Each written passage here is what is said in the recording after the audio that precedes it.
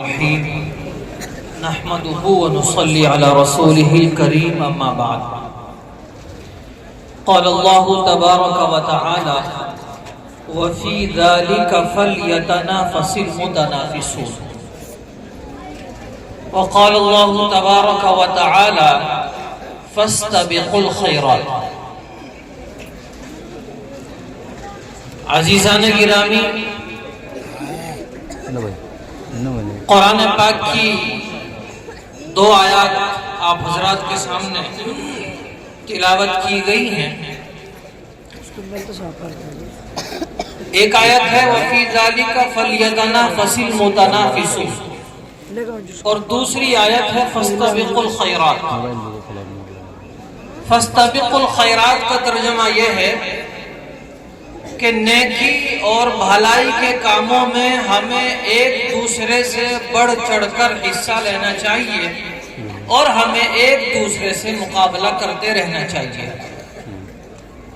موجودہ زمانے اور اس دور میں ہم اپنے چاروں طرف اپنے ماحول میں اپنی بستیوں میں جب ماحول کو دیکھتے ہیں یہ چیز سامنے آتی ہے کہ اس وقت دنیاوی اعتبار سے تمام چیزوں میں مسابقہ اور مقابلہ ہو رہا ہے. آپ دیکھیں گے کرکٹ میچ کا مقابلہ، کبڈی کا مقابلہ، والی بال کا مقابلہ اور اس کے علاوہ نہ جانے دنیا میں کیا کیا ناچ گانوں کے بھی مقابلے ہوتے ہیں. بڑی خوشی کی بات ہے، خوش بختی کی بات ہے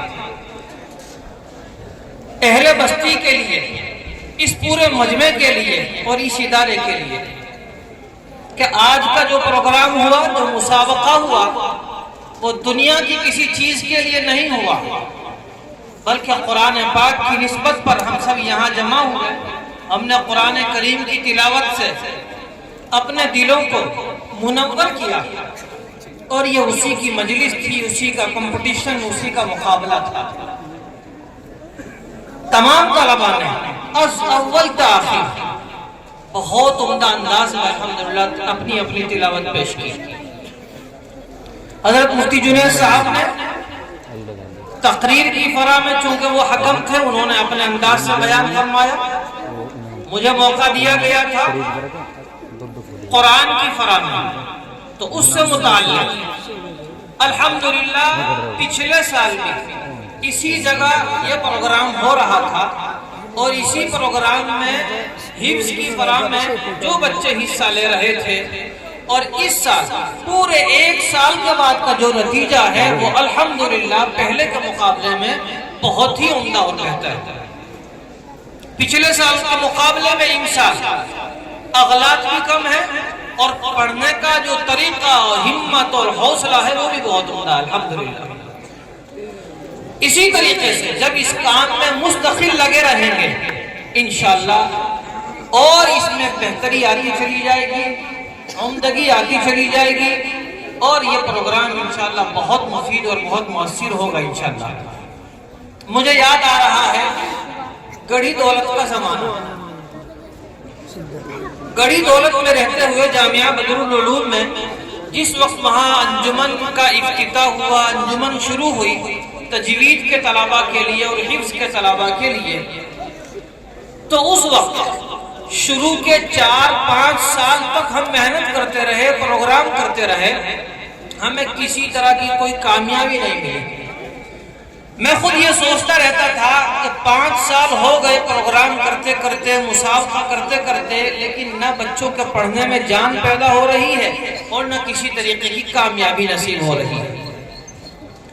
پھر الحمدللہ 5-7 سال کے بعد الحمدللہ پروگرام عمدہ ہوتے چلے گئے، اس میں نکھار آتا چلا گیا. کہنے کا مقصد یہی ہے کہ ابھی یہ شروعات ہے، شروع کے 2-3-4 پروگرام ہوئے ہیں، انشاءاللہ اس میں نکھار آئے گا، اس میں بہتری آئے گی اور اس طریقے یہ بچے انشاءاللہ آج اس جگہ اس ادارے کی 4 دیواری میں تلاوت پیش کر رہے ہیں، قرات تقریر کر رہے ہیں.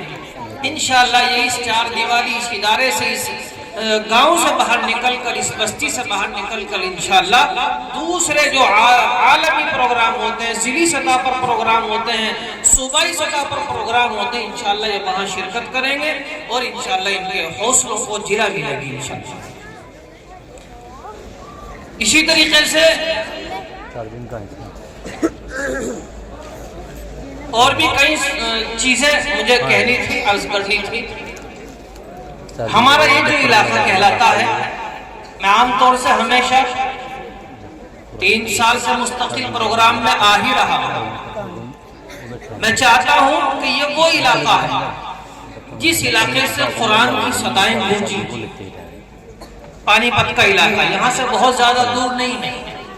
جب تاریخ کا مطالعہ کیا تو پانی پت سے لے کر کرنال تک ایک ہی ضلع ہوا کرتا تھا۔ تو پانی پت کا جو علاقہ تھا یہ ایک تاریخی علاقہ تھا، جنگیں بھی یہاں لڑی گئی۔ دہلی جانے کے لیے پانی پت کو فتح کرنا ضروری ہوا کرتا تھا۔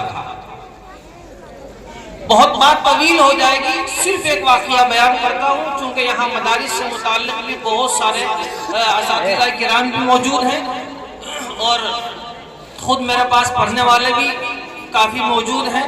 سب کے لیے مجھے یاد آ رہا ہے حضرت قاری فتح محمد صاحب رحمت اللہ علیہ پانی پتی، اللہ رب العزت کی جانب سے ایسا واقعہ پیش آیا کہ قاری فتح محمد صاحب رحمت اللہ علیہ 4 سال کی عمر میں نابینا ہو گئے تھے، دونوں آنکھیں چلی گئی تھی، ختم ہو گئی تھی۔ اسی حالت میں قاری فتح محمد صاحب عالم بنے، قاری قرات 17 بنے، اور یہ سمجھ لیجئے کہ قرات شاطبیہ، قرات 10، قرات 7 کے حافظ بنے اور ہر روایت میں تلاوت کیا کرتے تھے۔ مدینہ پاک میں رہتے ہوئے ایک مرتبہ مصر کے ایک قاری سے ملاقات ہوئی حضرت قاری فتح محمد صاحب رحمت اللہ علیہ کی۔ قاری فتح محمد صاحب سے تلاوت کرنے کے لیے کہا گیا تو انہوں نے تمام روایتوں میں جہاں جہاں وہ تلاوت کر رہے تھے تمام روایتوں میں پڑھ کر سنا دیا۔ مصر کے اس وقت کے قاری جو حضرت قاری فتح محمد صاحب سے ملاقات کر رہے تھے، انہوں نے ارشاد فرمایا کہ ہم بھی بغیر تیاری کے صرف 2 یا 4 ہی روایتوں میں قرآن پاک پڑھ سکتے ہیں، لیکن یہ وہ شخص ہے جو تمام کی تمام روایتوں میں بغیر مطالعہ کیے، بغیر سوچے سمجھے کہیں سے بھی پڑھنا شروع کر دیتا ہے۔ انہی کے شاگرد تھے قاری رحیم بخش رحمت اللہ علیہ۔ قاری رحیم بخش کا واقعہ مجھے سنانا مقصود ہے۔ قاری رحیم بخش رحمت اللہ علیہ کی زندگی اور ان کی درسگاہ میں، درجے میں اوقات کی پابندی کا واقعہ، بس یہ بات سنا کر میں یہ واقعہ سنا کر اپنی بات انشاءاللہ ختم کر دوں گا۔ حضرت قاری رحیم بخش رحمت اللہ علیہ جب ملک تقسیم ہوا تو پڑوسی ملک تشریف لے گئے تھے۔ جس مدرسے میں خدمت انجام دیتے تھے 40 سال تک خدمت انجام دی، اور 40 سال خدمت انجام دیتے دیتے 40 سال میں انہوں نے ایک بھی غیر حاضری اپنی درسگاہ کی نہیں کی، ایک بھی غیر حاضری۔ ان کے بارے میں لکھا ہے کہ انہوں نے فرمایا اللہ رب العزت سے دعا کیا کرتے تھے، یا اللہ میری موت اس حالت میں آئے کہ میرے مدرسے کی، میرے درجے کی تعلیم کا کوئی نقصان، کوئی حرج نہ ہو۔ تو فرمایا کتابوں میں لکھا ہے کہ وہ بقرعید کی، عید الاضحیٰ کی چھٹیوں میں، تعطیل میں اپنے گھر تشریف لے گئے، بچے بھی اپنے گھر چلے گئے، اور وہاں انتقال ہوا، نہ مدرسے کا نقصان ہوا، نہ کسی طالب علم کی تعلیم کا حرج ہوا۔ اللہ رب العزت نے یہ بھی بات کو، یہ دعا بھی قبول فرمائی۔ ان کے بارے میں لکھا ہے کہ اپنی درسگاہ میں رہتے ہوئے اپنے گھر سے اپنے مدرسے میں 5 کلومیٹر روزانہ پیدل چل کر تشریف لایا کرتے تھے۔ کتابوں میں لکھا ہے کہ اپنی بچی کو، اپنے بچے کو گود میں لیے ہوئے بیماری کی حالت میں پوری رات بیٹھے رہے۔ جب تہجد کا وقت آیا اہلیہ کو جگایا اور جگانے کے بعد کہا کہ اب بچوں کو تم سنبھال لو، میں ذرا مدرسے میں بچوں کا سبق سن کر آتا۔ یہ حضرت قاری رحیم بخش رحمۃ اللہ علیہ کا واقعہ۔ چند دنوں کے بعد اس بچی کا انتقال ہو گیا، رات ہی میں کسی وقت انتقال ہو گیا۔ اہلیہ سے فرمایا فلاں آدمی قبر کا انتظام کرے گا، فلاں آدمی کفن کا انتظام کرے گا، میں نے تمام چیزوں کا نظام بنا دیا ہے، میں اپنی درسگاہ میں جا رہا ہوں بچوں کا سبق سننے کے لیے۔ آج یہ سی مثالیں نہیں مل سکتی۔